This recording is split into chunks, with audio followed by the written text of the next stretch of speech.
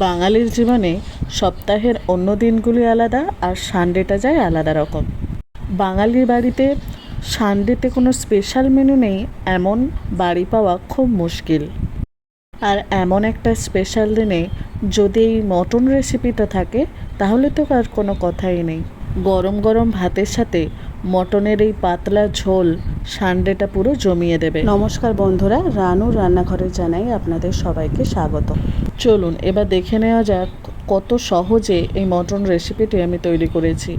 এখানে আমি 2 কিলো ওজনের মতো মটন নিয়েছি, যেটাকে আমি ধুয়ে ভালো করে পরিষ্কার করে নিয়েছি।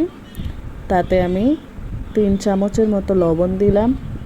এখানে আমি প্রায় 200 গ্রামের মতো টক দই ব্যবহার করেছি। কতটা আপনার মটনের ওজন সেই অনুযায়ী উপকরণগুলি বাড়িয়ে কমিয়ে নিতে হবে।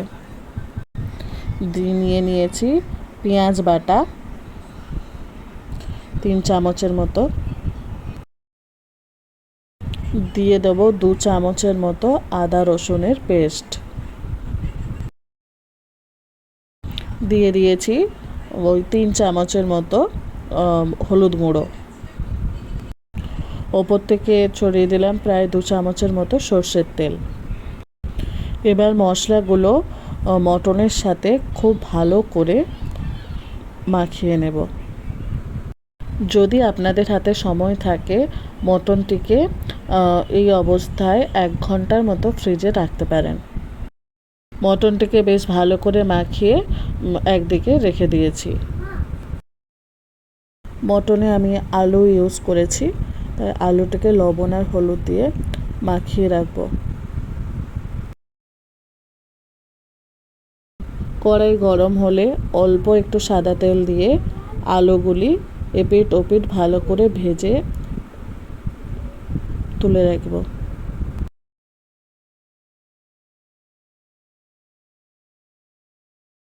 ওই কড়াইতে অল্প একটু সর্ষের তেল দিয়ে দেব। 3টে বড় সাইজের পেঁয়াজ আমি এখানে কুচিয়ে নিয়েছি, সেটা বেশ ভালো করে ভেজে নেব। পেঁয়াজটা একটু ভাজা ভাজা হয়ে গেলে এখানে লবণ আর হলুদ অ্যাড করেছি।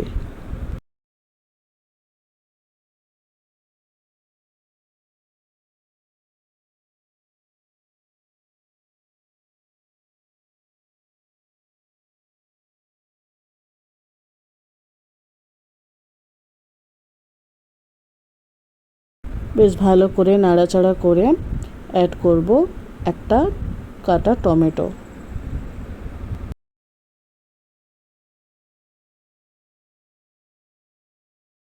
অল্প একটু জল দিয়ে মশলাটিকে আরও ভালোভাবে কষিয়ে নেব।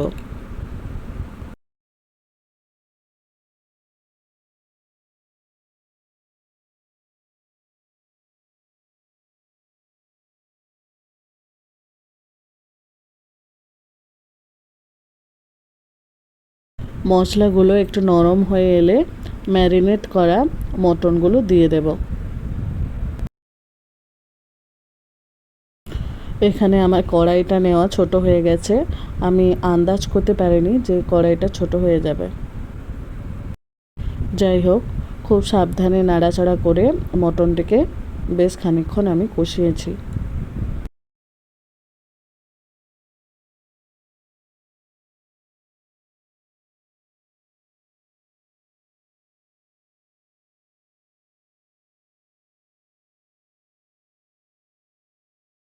বেশ খানিকক্ষণ খুব ভালো করে কষিয়ে আমি একটা প্রেসার কুকারে ট্রান্সফার করে নিয়েছি সিটি দেওয়ার জন্য।